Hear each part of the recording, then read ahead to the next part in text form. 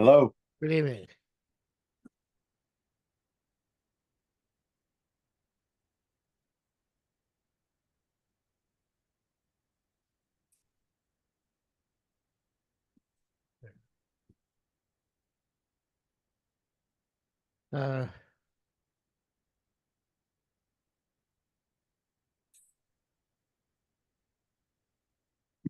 Up to above, right? I have us at page Chavdalid Os Ches. Yes. Yep. Okay. Hashem Tzvot, so Hashem Elokei Yisroel, God of armies. It's usually translated as host, is the God, the Lord of Israel. Tzvot Yisrael Tzivos Hashem. The armies of Israel are the armies of God. I think we're finished with the section about armies mamish, so we're talking about the hosts. Ruchenu va'atzmos nishmosenu, in our spirit and in the atzmus, I guess it should be the essence of our souls. Charusim b'mechtav elokim are engraved with the writing of Hashem. Kook shel yotzer berashit, the power and the strength of the Creator. Olam, ומלאו miyad Hashem notרו. The world and its contents, we were created by Baruch Nitahwoe, they came into existence. The וקמו, and they arose, מתהוים at the beginning, מתהוים וקמים, and they constantly are being renewed in that spirit. חיים ומתקימים, they are alive and sustained. מתפתחים ומתאזרים, and they are constantly developing and generating strength. Halamatenu, bנחלת Hashem, kshura b'yitzias ma'aseh b'reshit, our being forged into a nation. In the portion of HaKadosh Baruch Hu is directly connected to Yitzias ma'aseh b'reshit. Of course, it says b'reshit b'shvil Yisrael shni kureshis. But the first Rashi in Chumash says that the reason why the Torah starts with the Beraishis is in order to say Hashem created the world, gave it to He so pleased, and which means to us. Gevurah, the divine strength, might, which is rest in the world, resides in the world. Which renewed the world, and renews it every day. This is from which the Torah came. Gevurah, the way Chazal say, Gevurah, from this power, from this might. Shamanu anochi b'lo yelecha. V'chol Torah kula kibel Moshe pi Gevurah. Hashem received Moshe the entire Torah from that midah of Gevurah. As a goof, ein anachnu ozvim. We do not forsake the body.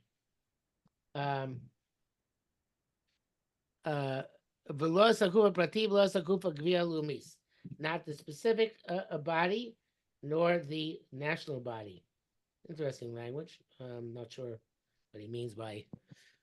I think he means the mission and purpose of that we have in the world.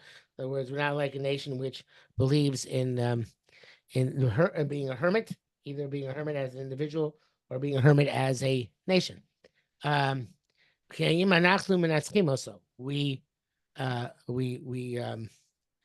there are two pshatim always in l'natzeach. One means, of course, to vanquish, and the other means to bring eternity to it. So the idea is that there is a way to vanquish the body's negative aspects and to bring it to eternity in its positive aspects. Those are both aspects of nitzachon. We know both the Yetzer are one integrated entity. Also an integrated entity. The world which is societal, mishtari, the world which is governmental, ruchani, the world which is spiritual, theory, the theoretical world.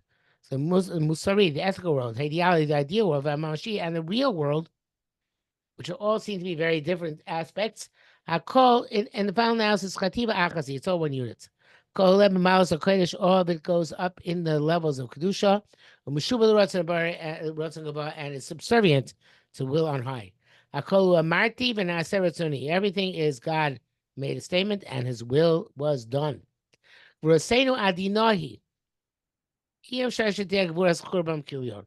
Our power is a delicate one, and it's not possible that it be the power which causes desolation and destruction. That's not divine power. The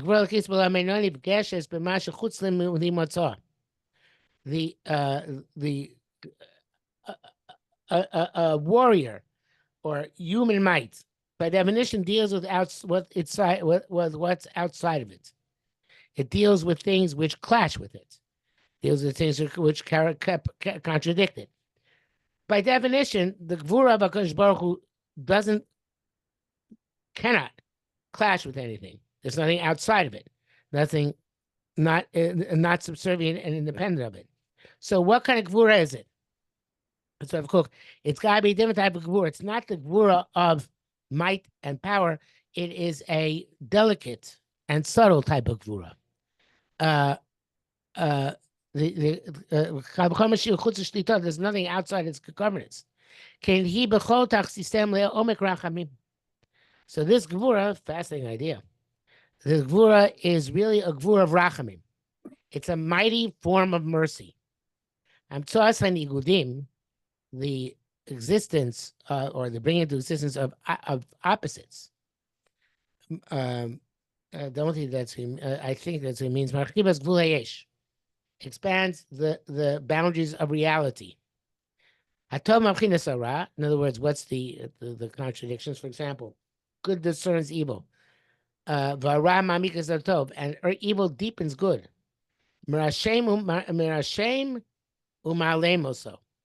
It impresses it and strengthens it. So here, of course, comes up a very novel idea, which is that the idea of the clash is an illusory one, which is meant in order to strengthen and enhance the one side through the other side. The general grasp of this universal divine cognition. It penetrates the depths of the soul, and is integrated into the depth of our national history. In other words, we're supposed to recognize that there's nothing outside of Gevurah Hashem. Thus, to deal with everything is Gevurah. That Gevurah is a delicate one. It's also full of Rachamim because it sees everything as what's in Hashem. It's full of the totality of creation. It embraces with love as called everything. And at the same time transcends in its power everything. It's full of humility. In Kol, it's full of humility with all the Chashukas Rakakol and a desire for mercy on all. Yisroel Yisroel, it is the base, foundation of the glory of Israel. Hamuvah, which I think expresses Ha'emes Yaakov, the truth of Yaakov, Matras Kisei Hashem Bohem, in placing the divine throne of the world, so the God will not cease forever. And this idea sustains and gives life to us. Not with horses, not with chariots and horses. Is the power, is the basis of our strength. But in mentioning the name of God, with that, because whatever force is evil is meant to be uplifted and used for enhancing Kedusha, either by vanquishing it or by making it eternal, uplifting it.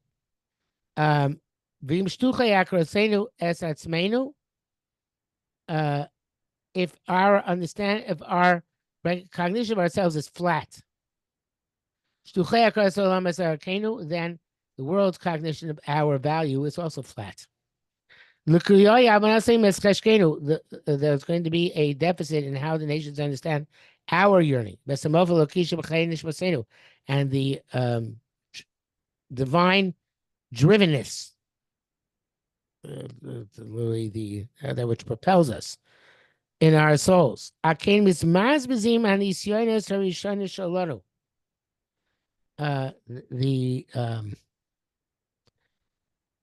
They're tremble, they're shaky.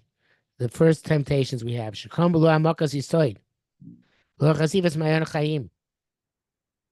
first experience we have in life, first experience we have as a nation, when our foundation was not, as individuals, our nation was not complete. Without a revelation of the well spring of life, it's a kind of a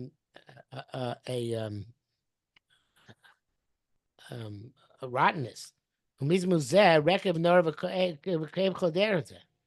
It's a terrible rottenness and a very penetrating hurt. On the other hand, a new world will be renewed. And new spirit will come in the nations. They're going to be a penetrating and internal cognition in Israel. Oz ugvura, power and strength. Yearning and mightiness. And muna, belief, nitzachon az, and a powerful victory. The overturning of the depths of despair, to a source of salvation and the flourishing of life. Ramus Kodesh Kimei Olam, uplifted holiness as was once upon a time. Everything is illuminated with the illumination of the manifestation of Geula. Katvuna, understanding. Havrakas Abikores, the brilliance of critique. Historic Hebrosis, the social arrangements, the depths of Amuna. Kiddush and the Shamos, the renewal of souls, Bartavos Hagvios, and the moistening of the bodies. Bidliga with Sidur, whether it's with jumping or with an arranged pattern. Mimakor HaKoras Emeshel Gdulas Hashem Elokei, so all comes from the source of recognized truth of the greatness of the name of the God of Israel. Elokei Kol, the God of all the worlds, Yotzkol, the creator of all the worlds, Yotzer Ruach Adam B'Kibo, and the creator of the spirit of man within him. Shemikor Chaim Asher Imo, that from this source of life which is within him. Chai Yisrael Me'olam Be'adam Omead, was the life of Am Yisrael forever and ever. So again, this idea of Gevurah comes from a cognition of truth and an expansion of truth, and being able to use that truth to defeat, vanquish, and then ultimately uplift and utilize kaiches which seem to be from the other side.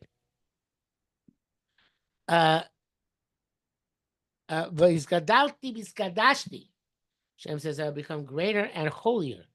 Become known by many nations, they'll know that I'm God.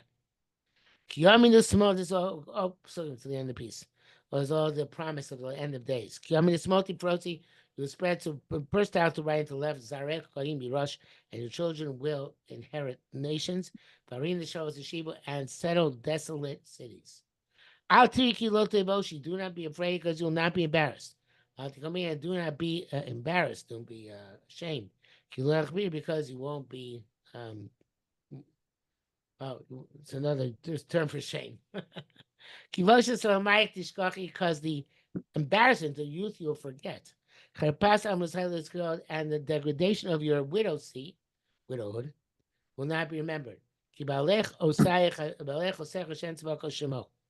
Hashem created all these tzva'os in order to be able to have everyone deal with a specific aspect of Olam Hazeh. And when he does that, when each person deals with that, Kadosh Yisrael, Kadosh Yisrael, okay, Orot Yikorei. And ultimately, the Redeemer will come and call out the name of God, who will call the God of the whole land. So basically, the idea was that Gevurah is not physical might. That's a borrowed terminology. Gevurah is a spiritual term. And it comes from seeing the world in its lifted up status, with all the various types of wisdom brought to bear on it. And this is the purpose of the Bria, he's saying here, is that we should all come to recognize the Kodesh Baruch Hu. And it occurred to me that when we started that at this time in history, so this was like between the two wars, right? Yeah. So really the only people who were writing sort of in Hebrew, this type of writing, philosophical or, poetic type writing, prose, were only the maskilim. We're only like, Achad Ha'am and all those guys. They were the ones who were writing in Hebrew because they didn't want to write in Yiddish anymore. They wanted to have this secular idea of Hebrew as its own language, as its own, with its own ideas and its own roots and all of that. And here we have Rav Kook doing the same thing almost, but he is tying everything to Emunah, to Hashem, to Tanakh, to our history, to concepts of neshamas, things which the maskilim and the Hebrew writers sort of rejected. And so he's really seemingly offering some sort of alternative literature to people who wanted to read in Hebrew, in Lashon Kodesh or in Hebrew. He's offering an alternative type of sort of philosophical or intellectual writing to the writings of the secular Hebrew writers. Would you say that is a fair point? That's a fair point. I don't know. I'm sure that was the point of the exercise. It's possible that was, and that's why he wrote in this elaborate. Because to me, I mean, we don't find anybody that I've seen. Maybe you probably know better, but I've never seen anybody write in this fashion, and certainly from that era, which was a time when there was a tremendous haskalah and people were leaving or moving away from the traditional ways, and I once read that Rav Dessler, when he was writing to his daughter, Rav Dessler was stuck in England, during the war, and he wrote to his daughter. His daughter wrote to him in Hebrew, I believe, and he wrote to her in Yiddish. I think that was the way. And so, it was a sort of a transition at that point between people who, didn't want to speak Yiddish or wanted to move away from that to a more, a higher language, so to speak, or a more elevated type of intellectual plane, but still have a connection to, to be Jewish, but, in a different way, whereas Rav Kook is offering us these foundational ideas in Hebrew in a sort of poetic and prose type style to sort of counteract that whole movement. I mean, he was the only one who was writing like this that I don't know Israeli or Jewish. I think there are a lot of people. I know this poetic. A lot of people writing poetically, and it could be for the same reason. In other words, they were counteracting. I have a sefer called Orot, which is a compendium of articles on great issues of the 20s and 30s, teens, 20s, 30s. I think a lot of them were in this prose / poetic style, and I don't think they compare mostly to Rav Kook, but I think the idea perhaps is a legitimate idea that you're saying, that there's a certain sense of idealism and spirituality, which this is necessary in order to manifest. Yeah, I mean, there was so many people coming to Israel. There was this hope, and there were all these Zionist organizations and the Mizrahi movement, and there was so many different things going on. And I think perhaps Rav Kook is just offering something to those people who wanted something a little bit more modern, and yet still felt that they should be connected to, the tradition that we had, the Masorah. Can you hear that? Yeah. It Just sense. Something that, because, like I said, I've never seen any writing like this, or someone who writes in this style of ideas and movements, and because at that time, of course, there were all the isms and all the movements that were going on, and the different fashions, and people were, going in all different directions intellectually and spiritually. And so, in order to offer something to those people, the seekers, so to speak, I think that this was some sort of alternative, perhaps, that he was offering. That's legit. I'm going to go with that. Yeah. One other thing I wanted to add, again, going back to what I said before, is that here he's saying that I like the idea that it's not possible to have the standard Gevurah if you look at it from the Jewish perspective, because there's no Gevurah, nothing to oppose. So that's why we have in Perkei says Yisroel, because the Gevurah on the Gevurah, that's on an individual scale, so it's not quite the same thing. But once you talk about divinity, I only think Gevurah is to treat it properly and use it properly, not to stand against it. Right. Yeah. Okay, Mishkoyach. Yeah. Very good. Have a good night. Thanks. Next week we'll have to see you, because next week, Monday night, I think is Tisha B'Av, right? Yeah. All right. So we'll see what Tuesday night I don't think is going to work. We'll figure it out. Okay. All right. Have that some call. Thank you. Bye-bye. Bye.